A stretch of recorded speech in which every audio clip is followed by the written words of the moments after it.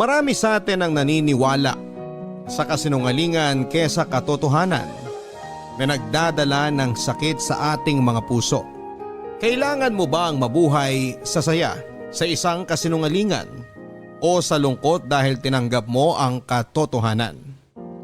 Paano mo itatama ang isang kasinungalingan upang matalo ito't magkaroon ka ng tunay na kapayapaan at katiwasayan sa buhay kahit may kirot sa dibdib na unti-unti mong nilalabanan at napapalitan ng tunay na kasiyahan?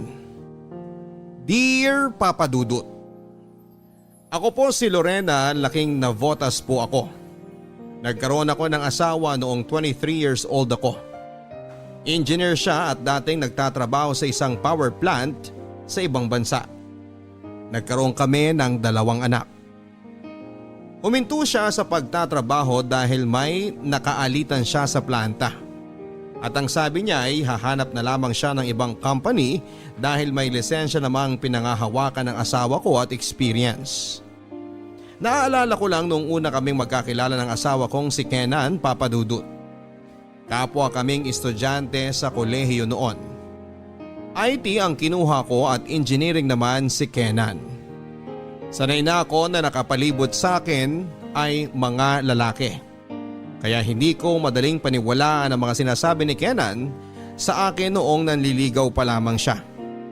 Hindi ko basta pinaniwalaan na totoo ang kanyang nadarama at hindi lang isang kasinungalingan o isang biro na madalas kong marinig sa mga kaibigan at kaklase kong mga lalaki. Pero napana ni Cupido ang puso ko, Papa Dudut. Sinagot ko si Kenan at pagkatapos ng 2 taon mula nang makapagtapos kami sa kolehiyo ay nagpakasal na kami at kapwa kami ay may mga trabaho. Kaya hindi kami nahirapan na mag-adjust financially. Naging normal ang pagsasama namin na malayo kami sa isa't isa dahil nasa abroad si Kenan. Umabot din sa 7 taon ang pagtatrabaho niya sa power plant sa abroad. Hanggang sa nag-decide siyang huminto at maghanap ng ibang kumpanya sa ibang bansa. Pero habang nandito siya sa Pilipinas noon, may napapansin akong kakaiba sa kanya. At ito ang bumagabag sa akin. Isang araw ay may tinawagan siya ng palihim. Mahina ang boses niya. Parang babae ang kausap niya. Nakumpirma kong babae dahil pagbubuntis ng kausap ng asawa ko ang naging usapan nila. Kinakabahan ako noon, hindi ako sigurado kung asawa ko ba ang nakabuntis sa babaeng kausap niya.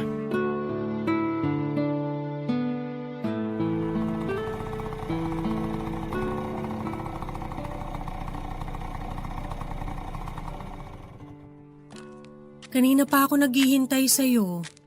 Ginabi ka na masyado sa pagpasada mo. Marami kasing nakapilang mga pasahero doon sa terminal. Mahal sayang naman kung iisnabin ko sila. Kahit na, huwag mong sagarin yung sarili mo. Okay lang ako. Kumain ka na. Night shift na ako bukas. Magpahinga ka ng maigi para may energy ka bukas ng gabi. Pasok na muna tayo sa loob.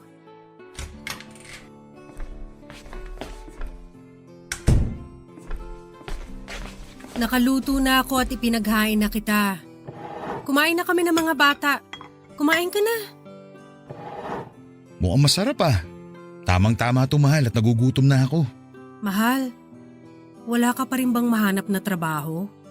Anong sabi sa agency? Wala pa pero magkakaroon din yan. Medyo maliit kasi ang kita mo sa pamamasada at natatakot ako na kung ano mangyari sa'yo. Alam kong maingat ka, pero maraming mga driver dyan hindi maingat at akala mo sa kanila ang kalye. Lahat naman ng trabaho nakakatakot kung iisipin mo. Pero huwag ka mag-alala sa akin. Halos mag-iisang taon ka na rin sa pamamasada mo. Huwag ka na mag-alala. Makakahanap din ako ng swak na trabaho. Baka sa magandang bansa pa ako makakuha at mag-migrate tayo dun. Mahirap na rin dito sa Pilipinas. Hindi pa rin kasi natututo ang mga tao na hindi payaso ang dapat ilagay sa posisyon. Oo na, sige na. O siya, kumain ka na nga. Ang sarap nito. Totoo? Oo naman. Hindi ako nagsisinungaling. Masarap ka talaga magluto. Kailangan ko talagang matutong magluto ng masarap para hindi mo ko iwan. Ano ba naman yan, mahal? Hindi kita iiwan. Hindi natin alam. Ikaw talaga oh. Kung ano-ano mga bagay yung tumatakbo sa utak mo. Basta, malapit na ako makapagtrabaho ulit sa ibang bansa. Hayaan mo na lang muna ako sa pamamasada ko ng tricycle. Naaalala ko kasi yung tatay ko eh. Ito yung pinabubuhay niya nun sa amin. Oo nga pala, no? Mabait ang tatay mo sa akin. Sa kanya ako nagmana ng kabaitan. Baka nagbabait-baitan ka lang, ha? Ito talaga, halos 7 taon na tayo nagsasama. Malay natin, baka may sikreto kang itinatago sa akin. Hindi mo lang syempre masabi kasi ayaw mong masira ang pagsasama natin. Wala akong tinatago sa'yo. Talaga? Promise yan, mahal. Ikaw lang ang mahal ko. Baka may iba ka ng babae dun sa terminal, ha? Kaya hindi mo na maiwan yung pagpasada mo ng tricycle. Ang baduy mo ah. Naku, basta wag mo akong subukan, Kenan, ha? Makakatikim ka talaga sa akin. Lorena, mahal. Ikaw lang ang babae sa buhay ko. Sige na, kumain ka na. Sandali lang, mahal ha. Sasagutin ko lang tong tawag. Ano pa nga bang magagawa ko? Mapipigilan ka ba ng pagkaing hinaing ko? Hindi naman, di ba? Sige na, sagutin mo yung tumatawag sa'yo. Salamat, mahal. Labas lang ako sandali. Hello, kamusta? Anong balita? Alam kong nagsisinungaling sa akin si Kenan, Papa Dudut. Sino ba namang nagkasala na aamin sa kanyang kasalanan? Narinig ko naman ang usapan nila sa phone. Uminit nga ang tenga ko nang marinig ko mula sa bibig ng asawa ko ang salitang mahal kita. Ang sakit na may nabuntis siyang ibang babae, Papa Dudut. Hindi ko rin kayang kumprontahin siya dahil takot akong maghiwalay kami ng asawa ko. Hindi ako mapalagay sa araw-araw. May babae ang asawa ko at buntis pa ang babae niya. Ito siguro ang dahilan kung bakit ayaw niyang magtrabaho muli sa ibang bansa. O ito ang dahilan kung bakit nag-resign siya sa power plant na pinagtatrabahuhan niya sa abroad. At hindi totoo yung sabi niyang may nakaalitan siyang katrabaho. Hindi ko lubos maisip na mawawasak ang pamilyang binuo namin, Papa Dudut. Ang sakit isipin na mauuwi ang lahat sa hiwalayan dahil sa pagtataksil ng asawa ko. Sa pinagtatrabahuhan ko naman, ang parati kong nakakausap ay si Paulo. Binata pa ito at masayahing tao pero nakikinig kapag may problema ako. Kaya sa kanya ako lumapit upang maglabas ng hinanakit at problema tungkol sa pagtataksil ng asawa ko. Maiging nakikinig sa akin si Paulo at walang mintis na kung kailangan ko ng kausap ay naroon siya parate upang makinig. Halos 2 taon na rin kaming magkatrabaho. At sa company namin ang una niyang napasukang trabaho. Kaya ate-ate na niya ako pero nagmumuka akong batang kapatid niya dahil iyakin ako sa mga problema ko.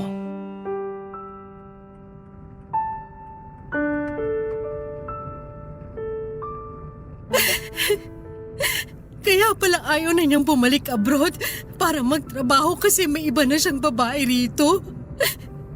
Gusto kong hanapin yung address ng babae pero hindi ko alam paano at saan magsisimula. Gusto ko talagang kalbuhin yung ulo nung makabawi man lang ako kahit kaunti. Hayaan mo na yung babae. Huwag mo na siyang subukang puntahan. Baka mapano ka pa. Saka tumahan ka na rin sa pag-iyak. Ang gago rin talaga ng asawa mo eh. Bakit pa siya naganap ng iba eh? Ang ganda mo kaya. Naku, wala yan sa ganda no. Dapat tapat ka sa mahal mo. Dapat isa lang, hindi yung sikreto kang nakikiapid. Ang nakakainis pa, nabasa ko sandali yung banner sa phone ni Kenan nung mag-text yung babae. Sabi ba naman, gusto niyang makasama ang asawa ko sa panganganak niya? Hindi ko naman mababantayan talaga ang asawa ko dahil night shift ako. Nag-request na nga ako sa management na magpa-change sked pero hindi naman ako pinayagan. Sabi ng katulong namin sa bahay, magdamag daw hindi umuwi si Kenan habang nasa trabaho ako. Sigurado ako dun siya galing sa babaeng yun. Pero sigurado ka ba na nabuntis ng asawa mo yung babae?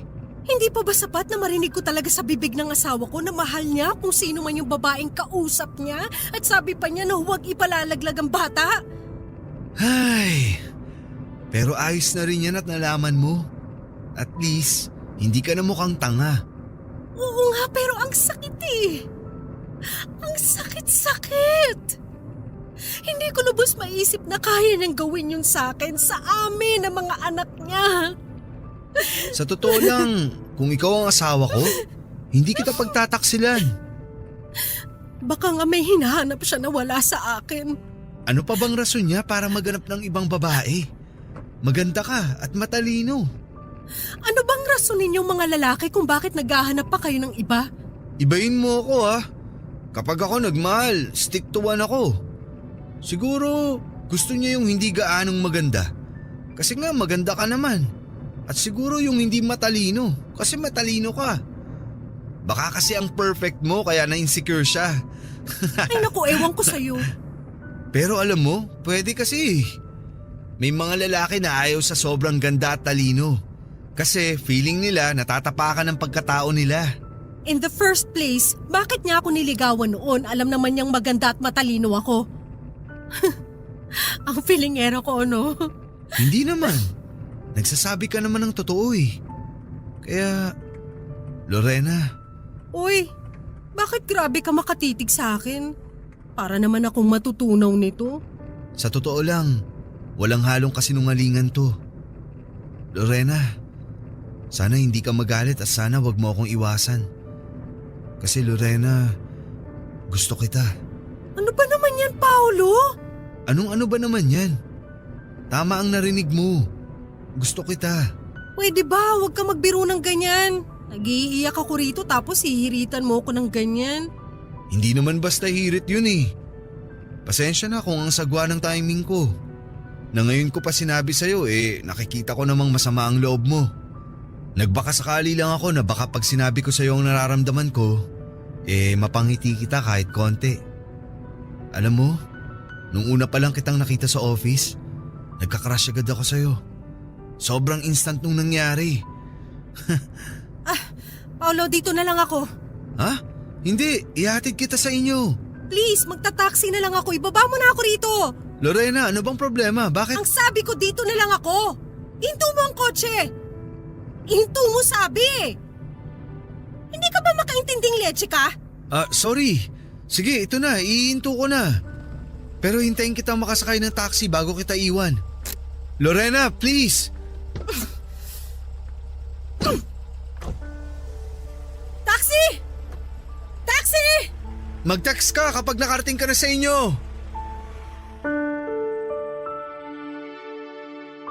Nagulat at naalibadbaran ako sa mga sinabi ni Paolo Papadudut. 6 na taon ang tanda ko sa kanya at may asawa na ako. Oo, may malaki akong problema na pinagdaraanan pero hindi ako available para ligawan.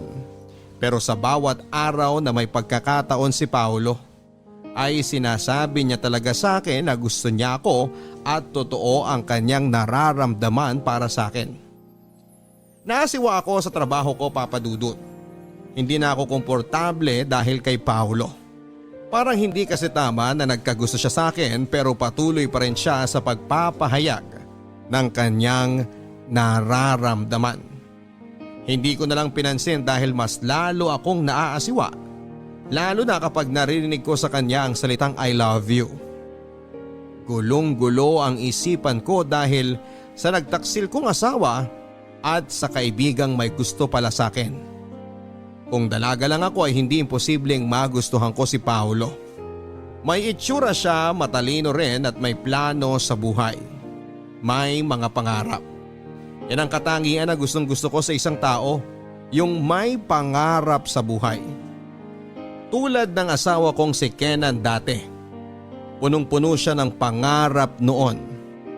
Pero ngayon ay naging okay na lang sa kanya ang pamamasada ng tricycle habang hindi pa siya nakahanap ng kumpanya na mapapasukan niya sa abroad. Hindi rin siya nag-abala na maghanap ng mapapasukang trabaho dito sa Pinas na akma sa tinapos niyang kurso at karanasan. Yung trabaho na magiging komportable siya at mataas ang sasahurin niya.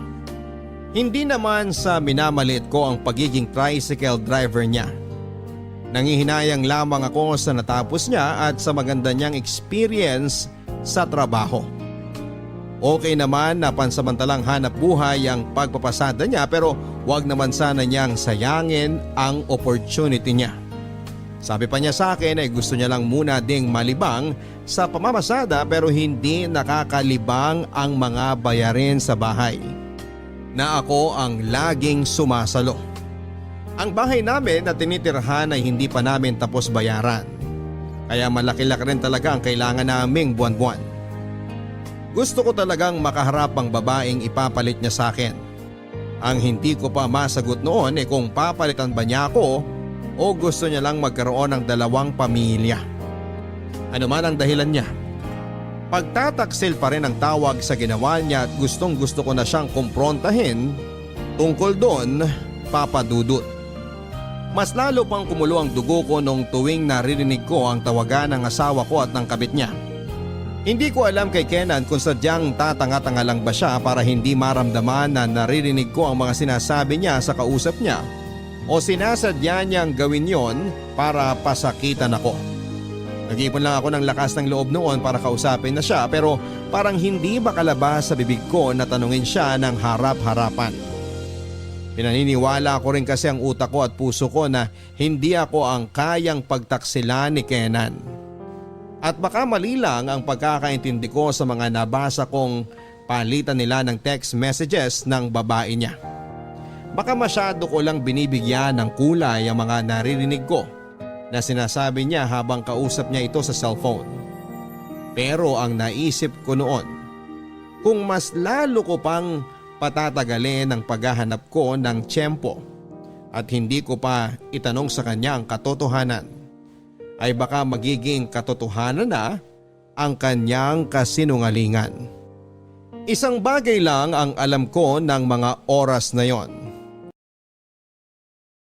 Hinding-hindi ko papayagan na pumunta ang asawa ko sa panganganak ng babae niya.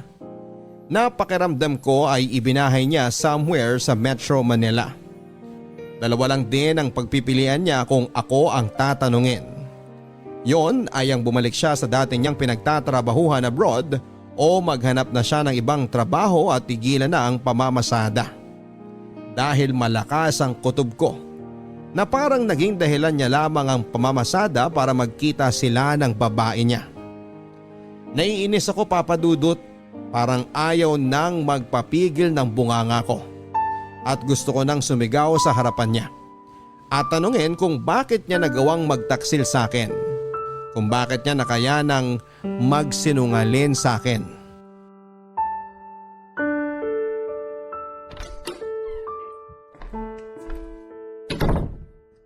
Kenan, tulog ka na ba? Hindi pa mahal. Medyo pagod lang. Halika, tabihan mo ako. Ayoko. Gusto lang kita makausap. Nag-uusap na tayo Oh, mahal. Bakit? Ang dami nating problema, pero parang wala lang sa'yo. Pang-tuition ng mga bata, pambayad dito sa bahay. Kenan, kailangan mo na talagang bumalik sa dati mong trabaho kasi mas maluwag ang pamumuhay natin dahil sa sinusweldo mo ron. Alam ko, tinatawagan ka ng dati mong agency at yung power plant gusto ka nang pabalikin sa trabaho, pero ikaw lang ang may ayaw. Hindi ba sinabi ko na sa'yo na ayaw ko na ron? Kasi nga may nakaaway akong katrabaho. Pwede naman siguro na sa ibang department ka nila ilagay o baka wala na yung katrabaho mong yun doon. Nahihirapan na rin kasi ako na parang ako na ang bumubuhay sa pamilya natin. Porket hindi ako nagsasalita, hindi ibig sabihin na hindi ako nabibigatan. Tapos sobrang insensitive mo pa na hindi mo napapansin. Nag-aabot naman ako Kenan, konti lang yung naaabot mo.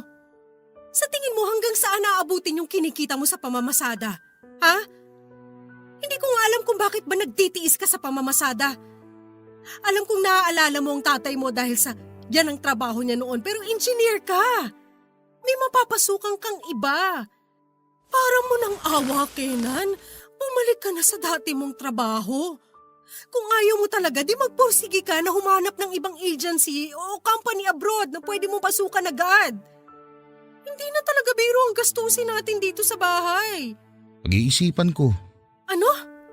Pag-iisipan mo? Sa tagal mo nang pumapasada, ngayon mo palang pag-iisipan? So ibig sabihin, tuod ka lang talaga at napakamanhid mo sa mga problema natin sa pera. Hihiram muna ako sa kapatid ko. Hihiram? Yan ang paraan mo?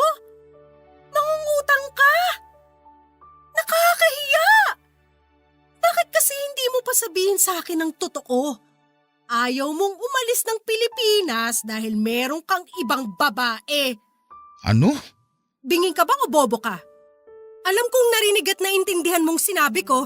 Mahal, ano ba yung pinagsasabi mo? Tama ako. May ibang babae kang gago ka. Sino siya? Saan mo tinatago? Wala akong babae, maniwala ka. Bakit mo naisip yan? Wala daw. Wala naman talaga eh. Ikaw lang at ang dalawang anak natin ang mahal ko. Sinungaling! Hindi ako nagsisinungaling.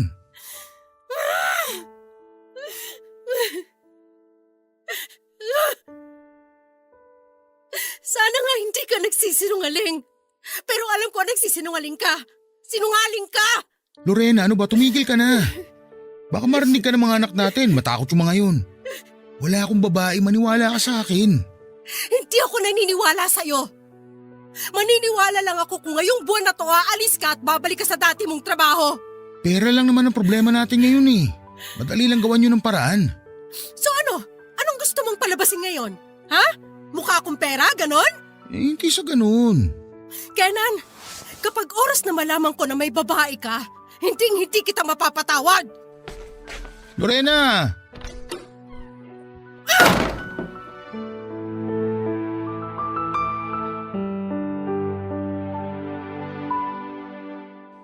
Hindi ko masabi sa kanya na narinig kong kinakausap niya ang babae niya sa cellphone.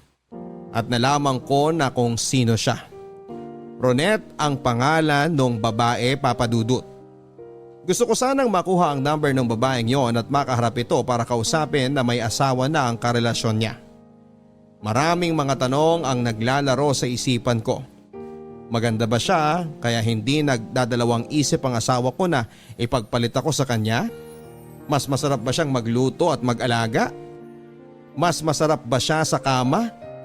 Mas nasasarapan ba si Kenan sa katawan niya kesa sa katawan ko? Mas napapataas ba niya ang libido ng asawa ko sa mga ungol niya? Nakakaloka, Papa Dudut. Nakaramdam ako ng sobrang insecurity kahit na hindi ko pa nakita yung Ronette na yon. Umabot din ako sa punto nakakayanin kong magmakaawa na kay Ronette na layuan na at huwag nang makipagkita o makipag-usap sa asawa ko. Gagawin ko talaga ang lahat, Papa Dudut, dahil takot ako na baka hiwalayan ako ni Kenan. Mahal ko ang asawa ko at mga anak ko.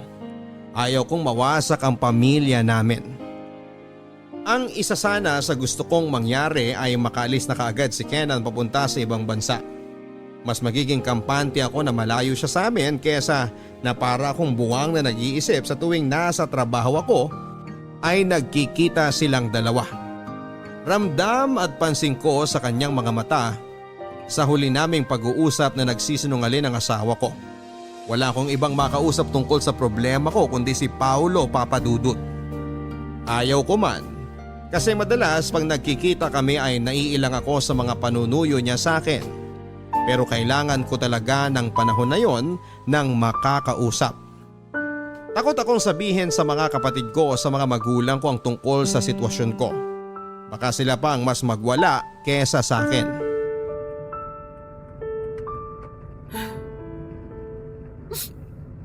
Kanina ka pa iyak ng iyak. Itigil mo na yan. Naiinis ako eh. Gusto ko talaga makita yung pagmumukha ng babaeng yun, Paulo. Tapos ano? Aawayin mo. Magpapaka-cheap ka. Iwalayin mo na lang kasi yung asawa mo. Yun ang dapat na pinag-iisipan mo. Saka ano bang kinakatakot mo? Nandito naman ako. Paulo naman parang tanga eh. Sabi ko nga sa'yo na tanggap kita. Kaya ko namang buhayin ka at ang mga anak mo. Tumigil ka na. Hindi kasi tama. Ano bang tama para sa'yo? Ang mabuhay sa kasinungalingan na hindi ka pinagtataksilan ng asawa mo? Yun ba? Ang babaeng katulad mo dapat inaalagaan.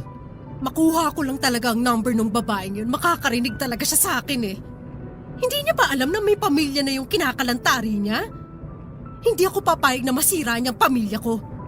Hindi ka pa rin ba makatsyempo na makuha ang number ng Ronette na yon? Buisit ang Ronette na yon. Ang katingang higat siya. May kutob ako na alam niyang may asawa na si Kenan at okay lang sa kanya. Okay lang siya sa setup nilang dalawa na nagsasama lang sila tuwing pumapasok ako sa trabaho. Napakawalang kwenta niyang babae. Oh, bakit may tinabi ang kotse? Para mas makapag-usap tayo tungkol sa ating dalawa. Anong ibig mong sabihin? Gusto talaga kita, Lorena.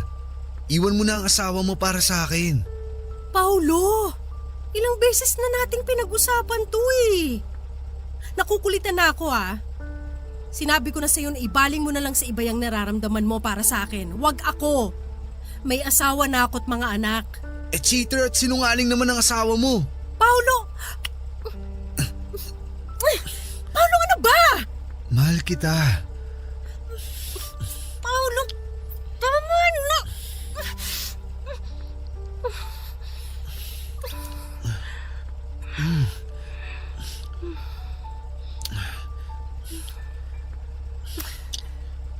Magsama na tayo. Paulo, hindi tama to. Pero sinuklian mo ang halik ko. Ibig sabihin gusto mo rin.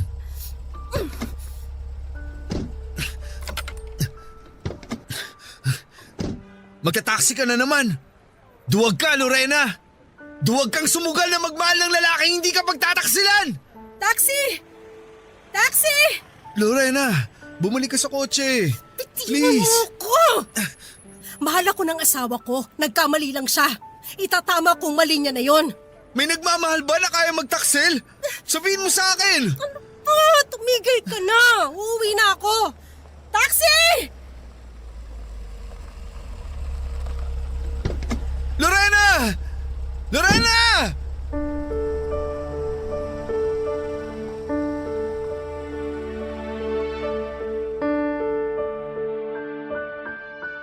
Hindi ko na alam, Papa Dudut, kung ano ang gagawin ko kay Paulo dahil gusto niya raw talaga ako. At sa totoo lang, may nararamdaman na rin ako para sa kanya. Matapos ang mainit na mga halik na pinagsaluhan namin. Alam mo kasi, Papa Dudut, hindi siya mahirap mahalin dahil sa ugali niyang maaruga at maalalahanin. Wala siyang paligoy-ligoy, kung may gusto siyang sabihin ay sinasabi niya kaagad. Kaya hindi ko makita o maramdaman na nagsisinungaling siya nang sabihin niyang mahal niya ako. Kailangan ko lang pigilan ng sarili ko na hindi masyadong malunod sa agos ng init ng mga halik naming yon dahil may asawa ako. May asawa ako na nagsisinungaling sa akin na nagpapakabagabag sa araw at gabi ko. Nagpapaluha sa akin na baka pagising ko isang araw ay wala na siya sa piling ko at tuluyan nang sumama sa babae niya at sa anak nila. Bakit ganon ang pinagdadaanan ko? Noong nasa abroad siya ay namimiss ko siya ng husto, pero wala akong pangamba na tuluyan siyang mawawala sa amin ng mga anak niya. Pero ngayon, namimiss ko ang asawa ko kahit nakikita ko siya. Dahil parang ang puso at isipan niya ay nasa babae niya. At natatakot akong mawala siya dahil baka mauwi sa hiwalayan ang lahat. Tinuloy pa rin ni Paulo ang panliligaw niya sa akin, Papa Dudut. At sa araw-araw ay patuloy pa rin ako sa pagsabi sa kanya na tigilan na niya ako at humanap na lamang siya ng ibang babae na single at hindi yung tulad ko na may asawa na. Kung anong sigasig ni Paulo sa panliligaw sa akin ay siya ring sigasig ng asawa ko sa kabit niya. Awang-awa ako sa sarili ko dahil wala na akong ginawa kundi ang umiyak. Dahil nakakaramdam na ako ng kawalan ng pag-asa na makaharap ko pa si Ronette dahil hindi ko pa rin nakuha ang number niya. Alam kong ang babaw para sa marami pero hindi ko kasi talaga kaya ang komprontasyon. Takot ako. Kaya hindi ko magawang awayin siya at sa pilitang kunin na lamang ang cellphone niya. At hindi ko rin kasi ugali ang maghalungkat ng gamit ng iba. Kahit na marami akong hinala, Hanggat sinasabi ng asawa ko na wala siyang babae, may parte sa pagkatao ko na gustong maniwala sa kanya. Ganon pa man ay hindi pa rin ako mapalagay sa araw-araw. Parang gusto kong masira na lang ang tricycle ng asawa ko para hindi siya makapasada at makaalis ng bahay. Naririnig ko uli ang usapan nila. Malapit ng manganak ang babae. Kailangan kong bantayan ang asawa ko at dapat nasa tabi niya lamang ako para hindi siya makapunta kay Ronette. Ako ang asawa, tunay at legal na asawa. Kaya ako ang may karapatan. Hindi pwedeng maagaw si Kenan ni Ronette. Naisipan kong uminom para mawala ang problema ko.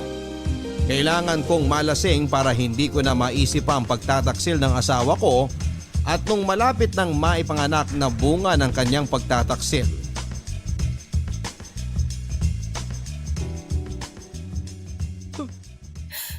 Hindi ko talaga maisip na magagawa sa akin to ni Kenan. Huwag mo na kasi isipin yun. Ikaw rin naman eh. Di ko alam kung anong iniiyak mo dyan puro ka naman tamang hinala. Basta alam ko, malapit ng manganak yung babae. Buisit sila. Napakasinungaling ni Kenan. Ilang beses ko na siyang tinanong pero yun at yun pa rin ang sinasabi niya. Mali daw ako nang niisip. Bukod sa pag-iyak mo, tama na rin yung pag-inom mo. Lasing ka na masyado. Hindi ako lasing. Nakakasagot pa nga ako sa'yo ng maayos oh. Kung hindi ka talaga lasing, sagutin mo na ako. Paolo, ang hirap mo naman talagang kausap eh. Sinabi ko na sa'yong tigilan mo na yan, di ba? Alam mo, hindi ako titigil. Ikaw lang tong hindi naniniwala sa mga sinasabi ko eh. Ako parati ako nakikinig sa mga sinasabi at sa mga kwento mo. Pero bakit pag ako ang may sinasabi, hindi ka naniniwala? Ayaw mong makinig sa akin. Lagi mong binabaliwala ang nararamdaman ko para sa'yo. Sabi ko nga sa'yo, tigilan mo na yung mga tamang hinala mo. Kung nagsasawa ka na sa asawa mo, magsama na tayo. Hindi ako nagsisinungaling, Lorena. Mahal kita. Alam mo, hindi ka nakakatulong sa problema ko. Halika na. Umuwi na tayo. Lasing ka na oh. Iwan mo na ako. Kaya kong sarili ko. Magta-taxi na lang ako. Lorena, hindi kaya ng konsensya kung iwan ka dito. Mahal kita. At ayokong may mangyari sa babaeng mahal ko. Halika na. Ayoko. Dito lang ako. Halika na. Itiwan mo ako. Hindi, halika na. Iuuwi na kita. Buti pala dito tayo malapit sa pinto pumuesto. Mabilis tayong makakalabas. Oh, ingatan mo ang mga hakbang mo.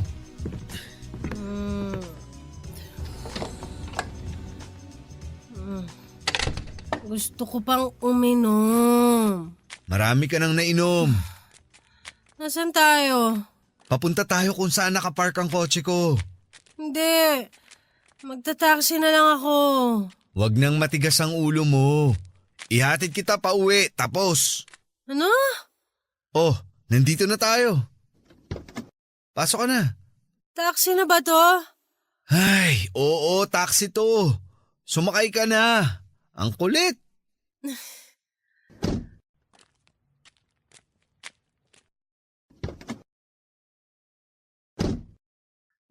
Sakit ng ulo ko.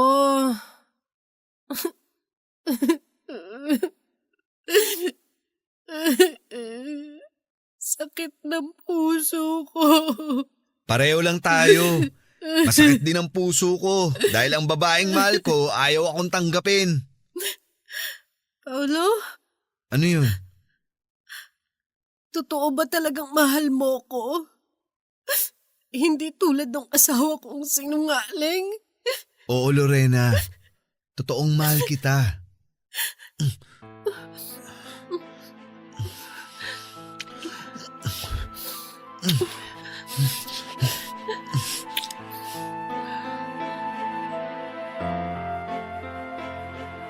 May nangyari sa aming dalawa ni Paolo sa loob ng kanyang sasakyan, Papa Dudut. Hindi ko na napigilan ang sarili ko at bumigay na ako sa kanya. Hindi ko lubos maisip na magagawa ko ang bagay na yon. Pinagsaluhan namin ang aming mga katawan na pinag-isa. Naulit ang aming pagtatalik. Isa na rin akong sinungalin sa harap ng asawa niya. Tinuruan niya ako na maging sinungalin, Papa Dudut. Pero naisip kong mali ang ginagawa ko. Ang ugnayan ko kay Paulo ay isang malaking pagkakamali. Wala akong pinagkaiba sa asawa kong nagtaksil sa akin. Isang araw ay hindi umuwi si Kenan sa bahay. Inasiguro ang araw na pinanganak na ni Ronette ang kanilang anak na 2. Sobra akong nasaktan, Papa Dudut. Hindi ko mapigilan ang mga luha ko na umagos pababa mula sa aking mga mata. Mawawasak na talaga ang pamilya namin kapag makapagdesisyon ang asawa ko na hiwalayan ako at iwang kami ng mga anak namin. Sa kabilang banda ay takot din ako, Papa Dudut, na baka malaman ng asawa ko o ng ibang mga kakilala namin ang tungkol sa aming dalawa ni Paolo. Mas lalong gumulo ang isipan ko kung paano ko haharapin ang pagsubok na yon sa buhay ko. Seryoso ako sa alok ko, Lorena. Iwanan mo na yung asawa mo. Magsama na tayo. Tigilan na natin to, Paulo. Bakit naman? Nagkakasala ako sa asawa ko dahil sa ginagawa natin. Siya naman ang naunang nagkasala. Kailangan ko siyang kausapin. Kailangan kong alamin kung sino ba talaga si Ronette sa buhay niya. Hindi ba sabi mo, si Ronette ang kabit ng asawa mo at ngayon may anak na sila? Gumawa din tayo ng anak natin. Ngayon din kung gusto mo, baka makabuo na tayo. Please, seryoso ako. Tigilan na natin tong kahibangan na to. Mahal kita. Ano ba? Sabi ko tigilan na natin to. Tumigil ka! Bakit ba? Mahal naman natin ang isa't isa. Ilang beses na natin tong ginawa. Hindi ka ba nakakaintindi? Ayoko na! Hindi ako papayag, Lorena. Hindi tayo pwedeng uminto. Buksan mo ang lock ng pinto. Sabi buksan mo ang pinto eh! Kahit ilang beses mo pa akong sampalin, ayoko matapos ang relasyong to. Kung lalayo ka sa akin, ako mismo ang magsasabi kay Kenan tungkol sa relasyon nating dalawa. Walang niya ka! Ano bang problema mo? Gusto mo rin naman ako eh.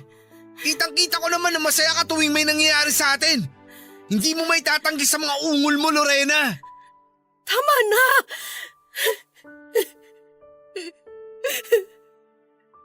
Tama na, Paulo. Hindi ako nakikipagbiruan sa'yo. Sasabihin ko talaga kay Kenan kapag kumalas ka sa akin.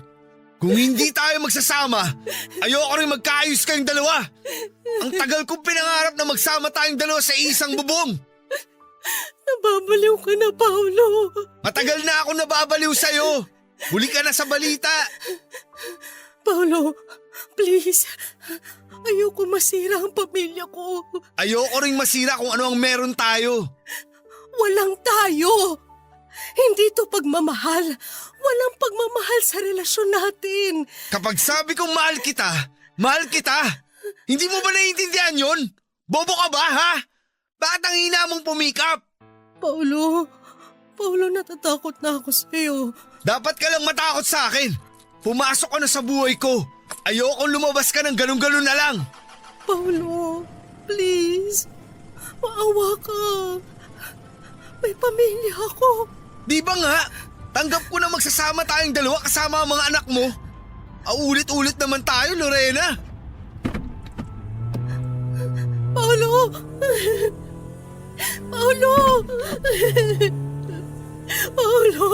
Dahan-dahan lang, mababangga tayo! Wala ka bang bilib sa akin magmaneho? Relax ka lang dyan. Load ka lang. Paulo naman!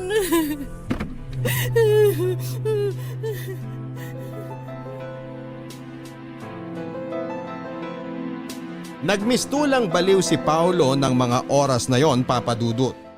Takot ako na baka mabangga kami dahil ang bilis bigla ng pagpapatakbo niya ng sasakyan. Pinasok ko itong gulo na ito kaya kailangang maayos ko ito dahil ayokong maiskandalo. Bakit ba kasi ako pumasok sa sitwasyon na yon? Masyado akong naging marupok. Para rin kasi akong tangay. Ako lang ang dapat sisihin sa mga nangyari kasi ako rin naman yung lapit ng lapit kay Paulo. Ang tanga-tanga ko talaga. Imbis na ang problema ko lang sana ang pagkakaroon ng babae ng asawa ko, ngayon ay nadagdagan pa ng malaking kasalanan. Kasalanan na nagawa ko sa batas ng tao at sa mata ng Diyos. Takot na takot akong isipin ang magiging parusa ko sa ginawa kong pagtataksil, Papa Dudut. Kung nalaman nyo ng mga magulang, kapatid at lalong-lalo na ng mga anak ko kahit maliit pa sila ay sobrang galit marahil ang mararamdaman nila sa akin kapag nagkataon. Iniisip ko noon na paano bang mag-ipon ng lakas ng loob para harapin sina Kenan at si Paulo. Sising-sisi ako, Papa Dudut. At nandidiri ako sa sarili ko, malaking kasalanan ang nagawa ko. Nag-iisip ako noon kung ano ba ang pwedeng maging solusyon ng problema ko. Naaawa ako sa sarili ko dahil parang hindi ko na kayang kumprontahin ang asawa ko dahil may tinatago na rin akong sekreto sa kanya. Bigla kong namiss yung dati. Yung alam ko at secured akong mahal ako ng asawa ko. Yung ako lang. Yung hindi kami ipagpapalit ng mga anak ko. Hindi ko na kinaya pa ang pangyayari, Papa Dudut. At ayaw ko nang magsinungaling pa tungkol kay Paulo. Bawat araw ay nag-iipon ako ng lakas para sabihin na kay Kenan ang tungkol kay Paulo at para pag-usapan na rin naman namin ang tungkol kay Ronette. Para matapos na ang lahat ng ito. Gusto ko nang maging malayang muli at yung walang tinatago, yung walang pagdududa at hinanakit. Narinig ko na uli na kinakausap ni Kenan ang kabit niya. Narinig ko na naman ang salitang mahal kita mula sa asawa ko para kay Ronette. Kusang tumulo ang luha sa mga mata ko. Naalala ko tuloy dati noong magkasintahan pa lamang kaming dalawa ni Kenan. Mas mabuti pa noon kasi pareho kaming walang tinatago sa isa't isa. Wala kaming kasinungalingan. Wala kaming sikreto at kinikilig pa rin ako sa tuwing naaalala ko kung paano niya ako niligawan noon. Medyo pakipot pa ako noon pero gustong gusto ko na siya. Hanggang sa sinagot ko siya at naging kami na. Sabay kaming nangarap para sa magiging pamilya namin. At hindi kami nahirapan noong magpakasal na kami. Dahil pareho kaming may trabaho na at sapat na kinikita. Etong paghinto niya lang sa pag-abroad ang naging problema ko noon. Hanggang sa pumasok na si Ronette sa buhay niya at si Paulo sa buhay ko.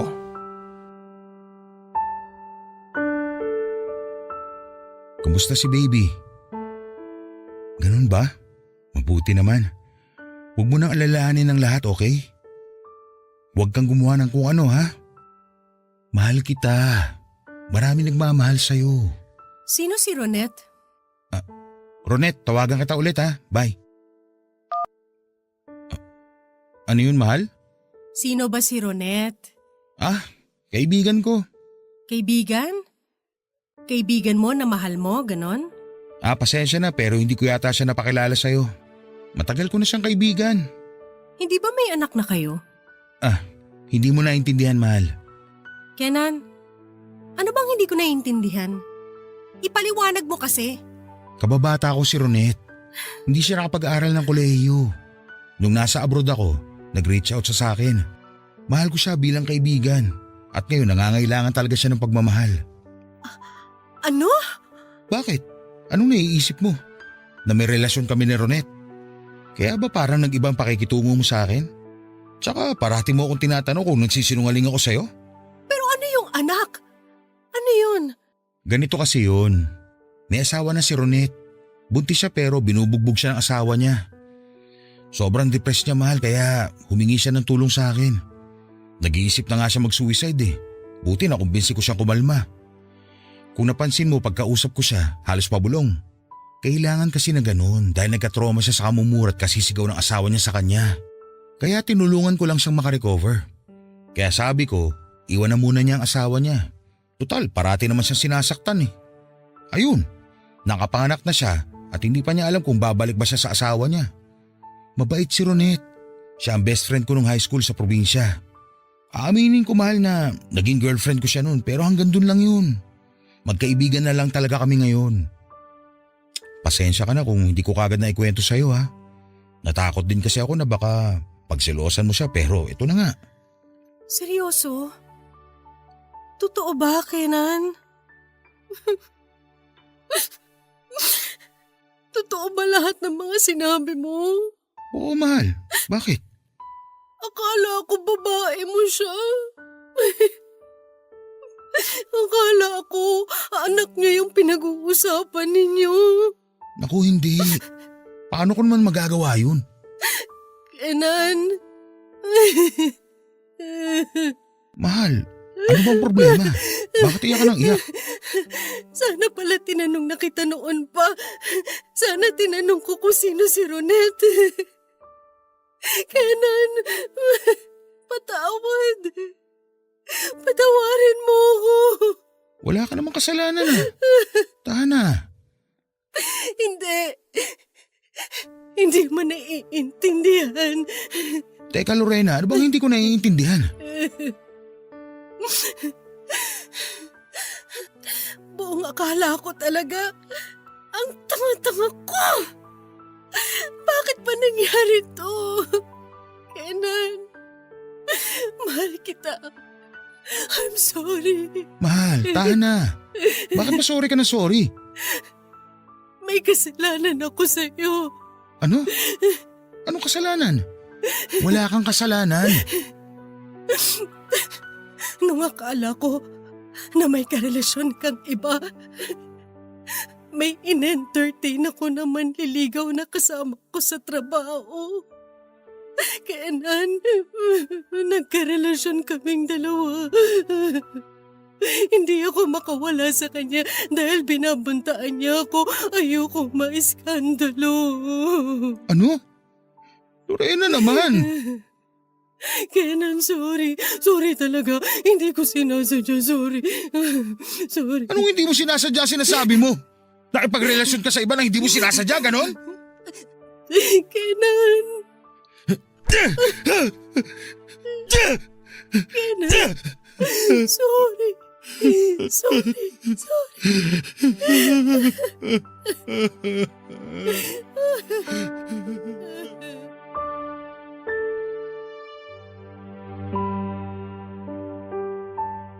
Sobrang gumuho ang mundo ko nang malaman ko ang detalye tungkol sa ugnayan ni Kenan at Ronette.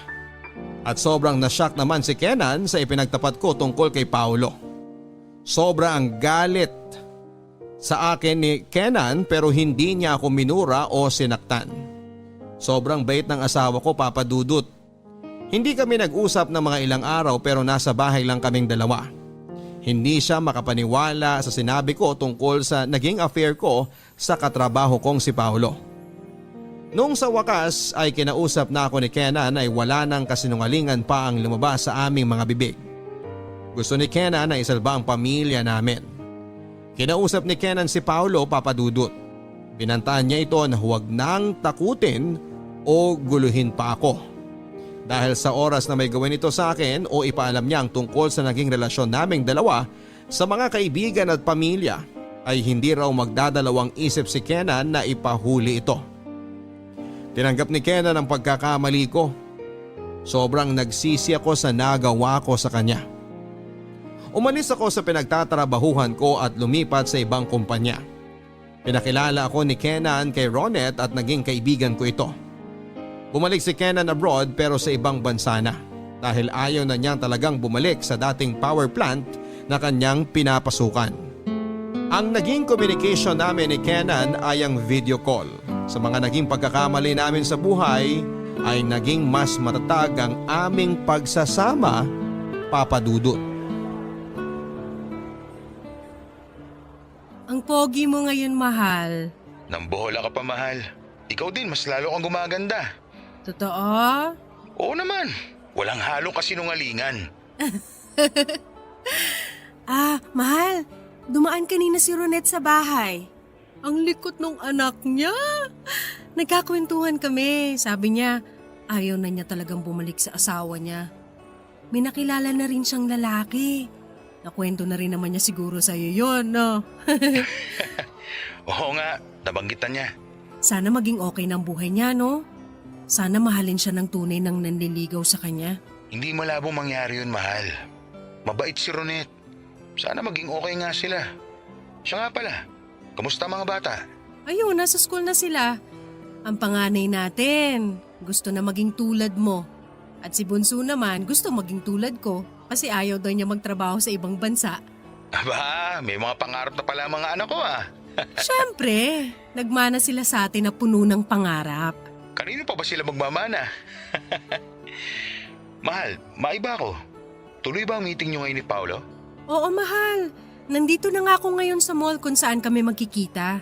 Sigurado ko ba na safe na kitain siya? Kasi medyo nag-aalala ako dahil nabanggit mo noon na may tendency siya na maging wild. Wala naman na siguro siyang ganong tendency ngayon. Sure akong wala siyang gagawing masama sa akin. Sure ka ba na magiging safe ka? Oo, mahal. Sure po ako na safe ako. Pumayag lang ako na makipagkita ka sa kanya. Kasi sabi mo, gusto niya ibigay sa'yo ng personal yung invitation nila sa kasal. At gusto rin daw niyang mag-sorry sa akin ng personal sa lahat ng mga nangyari. O sige mahal, balitaan mo na lang ako. Basta, doon kayo sa part ng mall na maraming tao ha. Opo, mahal. Doon lang kami sa coffee shop na madalas nating puntahan. Actually, nandito na ako. Papasok na ako sa loob. O sige, mahal ingat ka ha. I love you. I love you too, mahal ko.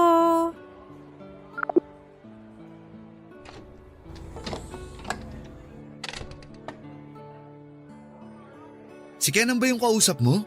Oo, siya nga. Kumusta siya? Okay na okay siya. Mukhang hiyang siya ron. Ang lusog eh. Mabuti naman kung ganun. Salamat nga pala at dumating ka. Pakisabi rin kay Kenan na salamat at pinayagan ka niya na kitain ako. Kumusta ka na? Okay naman ako, ikaw. Kumusta ang ikakasal na? Busy sa preparations? Oo, grabe. Ang sakit sa ulo at ang sakit sa bulsa. Ang daming gastos. Pero masaya. Nakaka-excite yung palapit na ng palapit yung araw ng kasal. Nakakakilig nga yung stage na yan. Pero alam mo, parating sumasagi sa isip ko yung naging relasyon natin. Ano ka ba? Kalimutan na natin yun. Gusto kong humingi ng tawad sa naging ugali ko noon. Pero Lorena, totoong minahal kita. Hindi yun kasinungalingan. At tama ka, mali na-fall ako sa'yo dahil may asawa ka na at may masaya ng pamilya. Ang importante maayos na ang buhay natin ngayon. Alam mo, minahal din naman kita eh. Kaso mali, kaya ginusto kong itama. At masayang masaya ako para sa'yo kasi ikakasal ka na. Oh, heto nga pala yung invitation. Gusto ko rin sanang imbitahan si Kenan kaso mukhang malabo. Naku, oo, malabo talaga. Hindi pa siya makakauwi nun. Pero ako naman sure na darating sa kasal mo.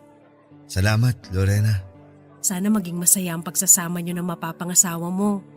At sana magsama kayo ng walang kasinungalingan sa isa't isa. Oo, gusto ko talaga na wala kaming itatago sa isa't isa.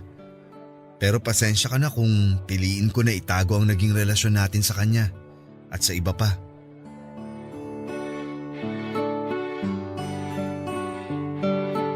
Dumalo ako sa kasal ni Paolo Papadudut.